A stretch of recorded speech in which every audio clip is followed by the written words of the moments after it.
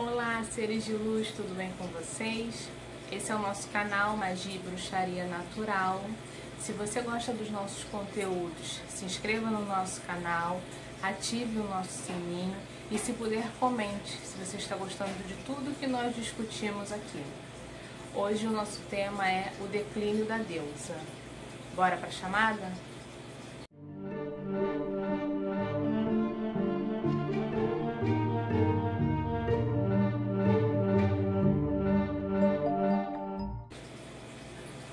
Bom, nessa semana onde nós comemoramos o Dia Internacional da Mulher, eu optei por discutir aqui com vocês o declínio da deusa, aonde o patriarcado buscou reescrever ou apagar, distorcer histórias escritas antes por mulheres. Então o vídeo de hoje vai ser dividido em 3 pequenas pautas, né? O declínio da deusa, a perseguição a mulheres e, por fim, esse ressurgimento do culto à deusa. E para começar, eu gostaria de ler só um trechinho aqui de um texto da Susana Budapest, que diz assim: todas nós viemos da deusa e a ela retomaremos, como gotas de chuva fluindo para o oceano. Milhares de tribos, aproximadamente, que conseguiram ser documentadas foram 112, mas por relatos orais acreditam-se que eram milhares e milhares de tribos, bem nos primórdios, basicamente 9.000, 10.000 anos antes da Era Comum, né, antigamente chamada antes de Cristo, cultuavam uma grande deusa, que era uma força cósmica celeste, que dá e tira a vida, eterna criadora, mas também ceifadora, regeneradora, tecelã divina. Ela conduz e entrelaça os fios da vida. Ela é a força imanente e permanece em todos os lados e todos os lugares e abrange tudo. E ela é a essência de tudo. Nós vivemos no próprio corpo dela. Diferente de um Deus cristão que fica no céu, e existe um certo distanciamento, mas vivemos no próprio corpo da deusa, ok? Durante muitos e muitos e muitos milhares de anos, isso foi cultuado. Em dados arqueológicos já foram achados mais de 30.000 mini esculturas feitas de argila, de osso, de bronze, de ouro, de deusas, grandes deusas mães. Então, o que a gente pode perceber que, principalmente ali nas grandes esculturas mais antigas, no centro ali da Europa, é confirmado sim que havia um culto à grande mãe. A mulher, né, era o centro da criação e, por assim, consequentemente, mulheres eram vistas de forma com significância dentro daquela sua comunidade, seja sendo líder, seja sendo sacerdotisa. Elas tinham uma autoridade reconhecida por todos. Outro dado importante: foram confirmados que em culturas diferentes havia também a questão do casamento sagrado, onde deusas, seja Tiamat, seja Star, foi confirmado que havia um grande casamento sagrado. A deusa acasalava-se com o seu filho e consorte, e no verão ele morria para renascer e trazer a bênção e fertilidade à terra. Então, isso aí a gente já percebe que isso nós conseguimos manter, né? Isso aí não foi um dado nem fantasioso, nem inventado. De fato já havia isso que a gente comemora em Beltane, né, que é o casamento sagrado, o rito sagrado. Pelo menos isso realmente de fato lá nos primórdios já era cultuado e já era festejado, né? Então a gente percebe que havia esse rito. E aí no livro When God Was Woman, Merlin Stone diz assim: no início as pessoas oravam para a Criadora da vida. No alvorecer da religião, Deus era mulher. Então o que a gente percebe? Que no período principalmente paleolítico e neolítico, né, em gravações de 70 a 30 mil anos, havia essa cultura de que a humanidade tinha nascido do ventre de uma grande mãe. Então a gente pode perceber que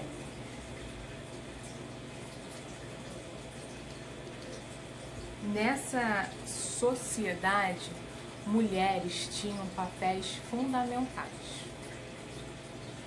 Mas, infelizmente, houve uma transição desses valores matriforcais para patriarcais na sociedade, na cultura e na religião, né?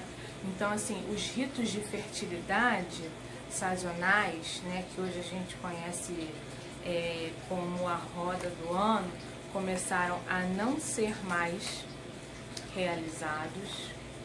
Os ritos com sangue menstrual, quem assistiu o meu vídeo lá sobre altar menstrual, eu falo muito sobre isso. Muitas das vezes buscavam as sacerdotisas para serem pintados com sangue menstrual delas.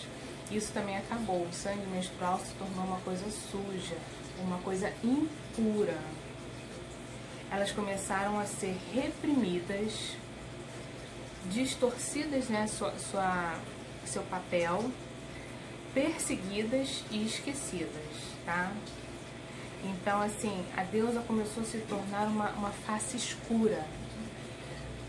De fato, a deusa ainda possui uma face escura, mas esse escura, essa palavra, começou a tomar um sentido pejorativo, de uma coisa sombria, uma coisa ruim, uma coisa negativa. Então, esse domínio físico do homem começou também a ser implantado também na política, na cultura, e começou um domínio físico por meio do imperialismo. Guerras nacionais, porque foi o que eu falei, existiam combates entre tribos, mas não guerras, né, como a gente vê numa proporção maior, onde morre uma escala muito maior de pessoas, né? E começou também a criar um desperdício dos recursos da terra, porque aquele que cultua a deusa sabe que nós vivemos no corpo dela e nós devemos respeitar tudo e todos os seres que aqui existem, né? E os recursos da Mãe Terra são fundamentais e são preciosos. Então, com essa mudança de cultura, começou a acontecer também um desperdício muito grande dos recursos naturais da Terra. Então, eu vou dar um exemplo para vocês agora de reescritura. Eu vou dar alguns exemplos de distorção, tá? De como que isso foi acontecendo na prática. Eu vou começar com Tiamat, que é uma das deusas mais antigas da Babilônia, tá? Ela era a grande senhora, a grande criadora, senhora do oceano da vida. Eu não vou me aprofundar muito na história de cada uma, porque senão eu tenho que pegar um fio e desenrolar e o vídeo ficaria muito grande. Se depois vocês quiserem pesquisar, vocês podem. Depois a gente também, se quiser conversar melhor na live, a gente também pode conversar. Mas então, Tiamat era a grande deusa, ela era cultuada, seus templos tinham músicos, poetas, sacerdotisas. Era um lugar assim luxuoso, né? Ali tinha de tudo para o culto da grande deusa Tiamat. Mas quando Enuma Elish começa a reescrever essa história, Marduk, que é seu filho e consorte, ele precisa usurpar o lugar de sua mãe. E ele retalha o seu corpo e cria a terra, o céu, as estrelas e os seres humanos. E qual é a justificativa dele? Porque ela criou um monstro maligno, que são as serpentes e os dragões. Então, nesse texto dele, ele a todo momento fica enfatizando que Marduk precisava fazer isso, porque ela criou as serpentes, animais malignos, os dragões sedentos por carne. E a todo momento ele tenta justificar esse golpe, né, que Marduk dá, que ele tira o trono da mãe e ainda mata. E que isso ainda incentiva a violência contra a mulher. Ainda incentiva um feminicídio. Então, a todo momento ele quer justificar. O erro dela foi ela ter criado as serpentes e os dragões. Então, nessa reescritura da história, Marduk toma o lugar de Tiamat e vira o grande deus. Em outra situação, na Suméria também nós temos a grande deusa Inanna, que é uma das deusas mais maravilhosas. Eu tenho muito carinho por essa deusa, que é a senhora do céu e da terra. Ela é a estrela vespertina, mãe criadora. E ela também tem o seu filho consorte, que também no auge do verão morre e depois renasce. Mas aí no caso, não foi diretamente com Inanna. Na cultura, né, suméria, existia Enheduanna. Enheduanna foi a grande sacerdotisa de Inanna. Ela escreveu mais de 50 hinos para ela. Não são 3, 4 frasezinhas, não, são textos enormes. E ela tinha muita influência. Ela era filha do rei, que era o Grande, era um dos reis, foi um dos reis mais importantes. E ela tinha não só influência como sacerdotisa, não só como na religião, como ela também tinha uma influência na política, porque política e religião também eram muito ligados. Então, o primo dela dá um golpe de Estado e ela começa a ser perseguida e ela tem que ficar no deserto muito tempo fugida. Eu acho, se não me engano, acho que ela fica 40 dias no deserto, algo nesse sentido. Ela quase morre, escreve vários hinos para Inanna sobre a devoção dela. E aí depois ela consegue voltar, conseguem tirar, mas vocês veem, na primeira oportunidade perseguem ela. Não só tiram o pai, mas como percebem a importância e a influência de Enheduanna. Enheduanna foi, eu acho que os primeiros relatos documentados foi feito por Enheduanna. Então assim, ela foi a primeira grande historiadora, ela foi a grande primeira poetisa. Ela foi a grande primeira que fez relatos escritos da sociedade. E a gente quase não ouve falar de Enheduanna, infelizmente. Então, ela foi a primeira a fazer escritas oficiais. E na primeira oportunidade, ela já sofre uma perseguição política. Outro caso também que a gente pode falar, que é muito forte, infelizmente, é na Grécia. Homero relata que lá no templo de Delfos, que é considerado o ventre do mundo, né? Eles acreditavam que dali nasceu, dali surgiu a humanidade, tinha o templo de Gaia, que depois se tornou o templo de Apolo. E qual é a justificativa para Apolo ir lá e tomar o templo para ele? Que uma das criaturas que tomava conta do altar de Gaia era um dragão. E aí Apolo precisa matar esse dragão, fêmea, tá? Que é nutrida e cheia de sangue e poder maléfico, fazendo uma analogia com o poder do sangue menstrual. E ele precisa matar esse dragão fêmea. Então ele mata, toma o templo de Gaia e torna-se então o templo de Apolo. Novamente, a história é reescrita e deuses vão tomando o lugar da grande deusa mãe, progenitora da terra, a própria terra. Em outra situação também grega, vou só dar uma resumida, tá? Porque Zeus teve uma vida amorosa assim muito conturbada. Zeus se casa com Metis, que é a deusa da sabedoria.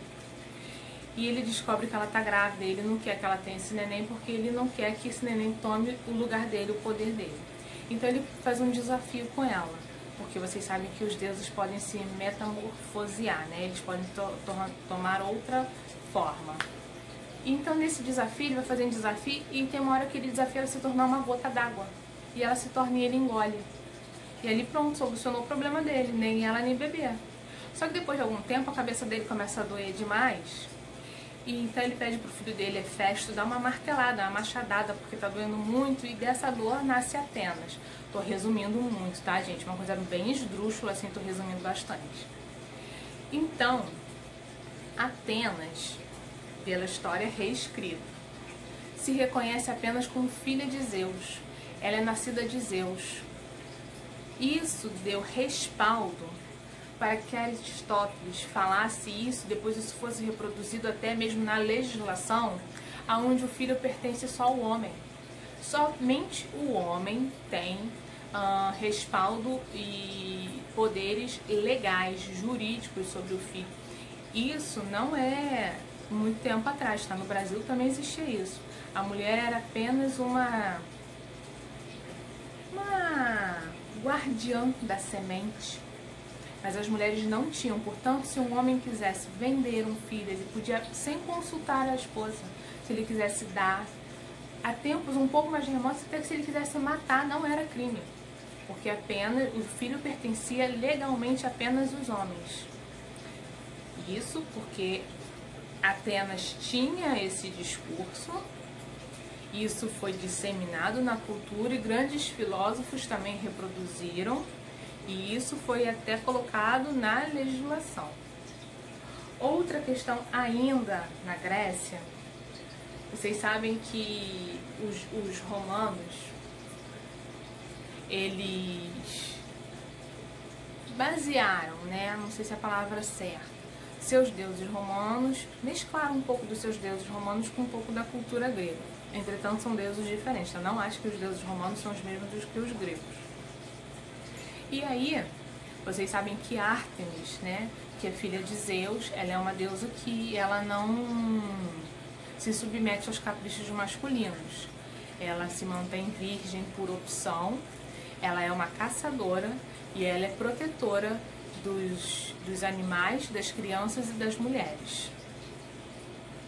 E quando eles levaram para essa mescla romana, que lá é chamada de Diana, em algum momento incomodou. O fato dela ser uma mulher independente, ela ser uma mulher que não precisa de uma figura masculina do lado dela. Então, apesar de Ártemis também ser um pouco vista como a deusa da fertilidade, por quê? Porque na hora do parto era comum mulheres chamarem por ela, por ajuda, porque é como se a vagina fosse um portal. Hécate fica do lado de dentro, significando o espiritual. E Ártemis fica do lado de fora, que significa esse nosso mundo. Então uma passa para a outra. Então na hora dos partos eram muito comuns as mulheres chamarem ou por Hécate ou por Ártemis. Mas quando os romanos fizeram essa reformulação, já não gostaram dessa figura. Então foram quando eles fizeram Diana de Éfeso, aquela Diana que é cheia de seios. Mas aquilo ali foi por quê? Porque eles queriam enfatizar apenas o lado da fertilidade. O lado da independência, onde não tem a figura masculina, para eles não servia. Não seria bom as mulheres se identificarem com uma deusa onde a figura masculina não era importante. Tá bom? E para finalizar, porque senão, eu teria assim inúmeros, só vou dar mais 2 exemplos, porque se eu ficasse dando muitos exemplos o vídeo vai ficar muito longo. Nós temos Morgana, né, das histórias arturianas, ou Morgan Le Fay, né, que é a Senhora dos Lagos. Nos primeiros contos arturianos, ela é extremamente inteligente, ela é sábia, ela é benevolente, ela é curadora, ela pode fazer metamorfose, ela é poderosa. Quando os monges começam a reescrever as histórias arturianas, aí Morgana já vira uma vilã. Ela é aquela que quer destronar o irmão. Ela tem um relacionamento, né, na visão dos monges, ela tem um relacionamento sem escrúpulo com o irmão, incesto, né? Ela é sedutora, ela quer tirar o trono dele, ela é maléfica, ela é vingativa, ela é uma inimiga. Mais uma vez, por quê? Acredita-se na cultura celta, por causa do nome, Morgana é muito ligada a Morrigan, a deusa tripla. Então os monges tentaram distorcer, desqualificar essa história, porque automaticamente as pessoas associavam uma à outra, apesar de serem personagens diferentes, as pessoas associavam muito. Então os monges pensaram em distorcer para que automaticamente também distorcesse a imagem da deusa Morrigan. E a maior distorção de todas é Lilith, que aparece em inúmeras culturas. Ó, ela aparece na Ciméria, Babilônia, Síria, Canaíta, na Persa, hebraica, árabe. Sempre é uma mulher perigosíssima, selvagem, de gritos animalescos, ou ela é um vampiro sexual que abusa dos homens quando dormem sozinhos, ou ela é um demônio noturno que possuía os homens. Eu fico com muita pena deles, coitados, eles são tão ingênuos.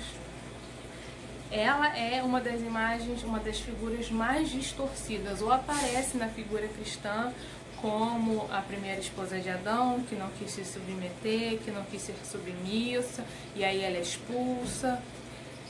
É muita história, algumas se entrelaçam, outras são totalmente diferentes, mas em todas elas ela é distorcida e ela está sempre perseguindo os homens. Fico até com pena deles. Então esses são alguns exemplos, eu poderia entrar em outros, mas senão o vídeo ia ficar muito longo. Esses são alguns exemplos que ajudaram a fomentar esse declínio da deusa. E outra questão também, que foi até abordado no último... Alguém teve essa dúvida e a Kylie falou sobre isso no último vídeo, né, na última live que a gente teve, sobre a dualidade. Essa questão do declínio trouxe uma questão também da polaridade, que a gente sabe que a polaridade, a Kylie explica pra gente que a polaridade não tem nada a ver com o gênero, né? É a questão do equilíbrio e tal. Com essa questão do declínio, essa polaridade ficou distorcida, porque eles trouxeram que o homem é o espírito e a mulher é a matéria, o homem é a mente e a mulher é o corpo, o homem é o racional e a mulher é o intuitivo, o homem é o espírito e a mulher é o sexual. Vocês percebem que sempre assim, parece que a mulher é menos, parece que a mulher é, né, aquela coisa em segundo plano. E isso ainda nos tempos de hoje traz consequências, traz dúvidas, porque quando a gente fala sobre as polaridades, as pessoas ainda confundem um pouco isso. Mas essa distorção também foi criada na época desse declínio, tá? E aí o que acontece? Aí a gente sabe que vem o período da Inquisição, onde a maioria perseguida são mulheres. Por quê? A sabedoria delas incomoda. Nessa época também começou a surgir as universidades, então o conhecimento delas de cura começou a incomodar, porque as pessoas às vezes preferiam procurar as curandeiras do que os médicos. Mulheres que não tinham figura masculina incomodavam, mulheres que tinham posse de terra incomodavam. A gente não vou entrar lá no História da Bruxaria, eu falo mais sobre isso, mas a gente vê que tem inúmeros motivos para perseguição que não é religiosa, são motivos forjados, são motivos criados, aonde se incomoda sim com a figura da mulher independente, da mulher sozinha, da mulher que não tem figura do homem, da mulher bonita. Infelizmente, outras mulheres também acusavam outras mulheres por ciúme. Esse é um dos maiores motivos de perseguição, ciúme. Acusar a vizinha bonita, a vizinha novinha, de bruxaria porque o marido estava olhando. Isso acontecia sim. Então, por isso, historicamente comprovado, mulheres foram mais perseguidas e historicamente comprovado que não tinha absolutamente nada a ver com religião, mas sim questões sociais e questões políticas. E aí, na década de 60, surge a volta, né, à bruxaria moderna. Só que um pouquinho antes da década de 60, começam a se reescrever sobre bruxaria. Em 1862, Júlio Michelet escreve A Feiticeira, que é um romance. Apesar de ser um romance, esse livro fala que a bruxaria, na verdade, é uma religião pagã, mas que, na verdade, ela adorava a natureza, ela era cultuadora da fertilidade e, mais do que tudo, ela era um protesto contra a igreja. Isso, na época, foi uma coisa assim, absurda, né? Uma pessoa falar isso da igreja, mas sim, né? Então, assim, ele escreveu isso, foi um fiasco, todo mundo deu credibilidade. Entretanto, esse livro serviu de base para outros autores que surgiriam bem depois, como, por exemplo, a Margaret Murray usou muito de base desse livro para poder escrever. E aí ela faz toda uma pesquisa, examinando documentos da Inquisição, tá? E isso que desqualificou um pouco do trabalho dela. Mas aí ela vem dizendo novamente da cultura do grande Deus, do Deus de chifre, do Sabá, do Esbá, que o povo tem 3 pessoas. Ela que traz todas essas informações. Isso tudo serviu como base para lá na década de 60, Gerald Gardner criar a Wicca. Ele cria a Wicca ali na Inglaterra e fica um bom tempo por ali. Mas quando chega lá nos Estados Unidos, quando chega lá na América, o que acontece? Ganha uma outra roupagem, baseada em tudo isso que eu falei para vocês, da obra da feiticeira. Então, quando Susana Budapeste, que tinha uma mãe bruxa e que tem, assim, muito contato ali na América, na época que a Betty Friedan lança a Mística Feminina, que foi um livro que estremeceu as bases, né, dos Estados Unidos na questão do feminismo. Quando isso aconteceu, ela estava ali nesse fervo todo e aí ela juntou tudo. Ela juntou a bruxaria com o feminismo e assim ela cria a tradição indiânica, onde a deusa é cultuada. Elas não cultuam, elas falam assim, ah, oi, tudo bem, Deus? Mas elas não cultuam o grande Deus. E isso foi sendo disseminado por outras autoras, como a Star Hawking, apesar da Star Hawking citar, mas ela assim é mais voltada para essa questão. E isso foi sendo impregnado na nossa cultura. E agora, né, com os movimentos feministas, com essa conscientização e com a criação desses círculos de mulheres na nossa atualidade, a gente vê um ressurgimento dessa cultura muito forte, aonde a deusa volta a ser cultuada, ok? E volta também essa questão da imagem da bruxa como uma figura de libertação feminina.